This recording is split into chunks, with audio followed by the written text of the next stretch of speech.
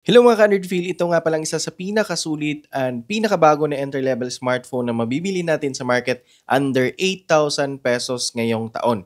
At ito nga yung Samsung Galaxy A06 5G. At meron itong 4 GB of RAM and 128 GB of internal storage. Now, pagdating naman sa design ng phone na to, wala namang nagbago at halos the same lang din ito doon sa kanyang predecessor na naka-water drop design ang camera sa harap. At yung bezel nito sa top, side and chin ay ganun pa din na makapal at may dalawang camera lens pa din dito sa likod.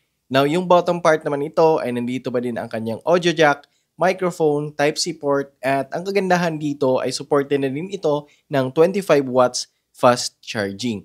So, ang ibig sabihin nito ay mas mapapadali na lang yung paghihintay natin na ma-full charge itong ating phone. Moving forward, at sa katabi naman itong ating charging port, ito ang kanyang speaker, which is naka-mono speaker pa din. And as we expected na hindi ganun kalakas ang maibibigay na tunog nito, pero okay pa din dahil hindi naman tunog lata kung ating pakikinggan.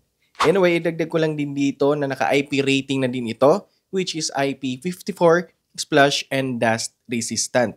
Okay, malipat naman tayo dito sa right side. Nandito ang kanyang volume rocker and power button na may fingerprint scanner at napaka-responsive pa din naman. At dito naman sa left side, nandito ang kanyang SIM tray na naka-hybrid na pwedeng lagyan ng 2 nano SIM or 1 nano SIM and micro SD card expandable up to 1.5 terabyte. Okay, pagdating naman sa colorway ng phone na to ay meron tayong 2 kulay na pwedeng pagpilian, which is itong hawak natin ngayon ay ang light gray at yung isang kulay naman ay color black. Moving on at pag-usapan naman natin ang kanyang display kung saan meron itong 6.7-inch PLS LCD display, may 720 by 1600 pixel na resolution, and may 90Hz max screen refresh rate.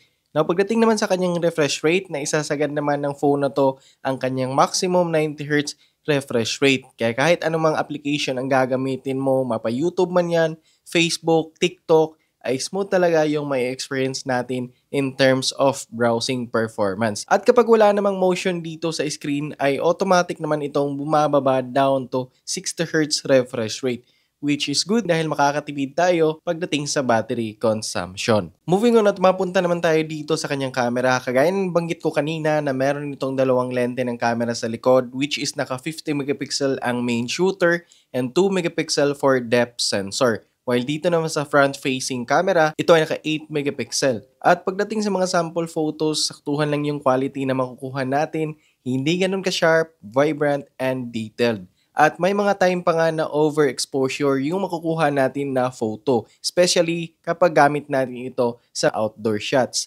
At pagdating naman dito sa kanyang video resolution, meron itong 1080 at 30 frames per second at ganun pa rin wala itong ultra steady features. And honestly, wala ka talagang makukuha na magandang video footage kapag gamit mo ang phone na to.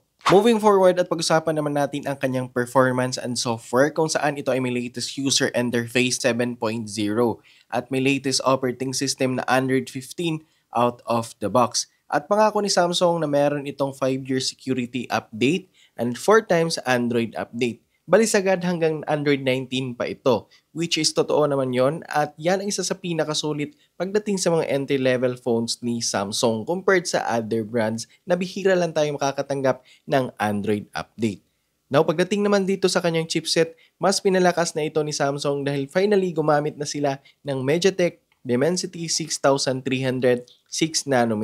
At yung Antutu score na nakuha natin sa latest Antutu app ay nasa 380,000. At mas mataas ang score na yan kung ikukumpara natin sa kanyang predecessor na may MediaTek Helio G85 lamang na processor. At dito nga wala akong naging problema sa kanyang performance, playable na playable sa mga light games kagaya dito sa Mobile Legends, and definitely may enjoy ka talaga kapag gamit mo ang phone na to. At pansin ko lang din na wala akong naramdaman na sobrang pag-init nitong device, kaya okay na okay din ito para sa mga gamer dyan. At maire-recommend ko talaga na isama nyo ito sa list ng mga entry-level phones na pagpipilian nyo na bilhin this year.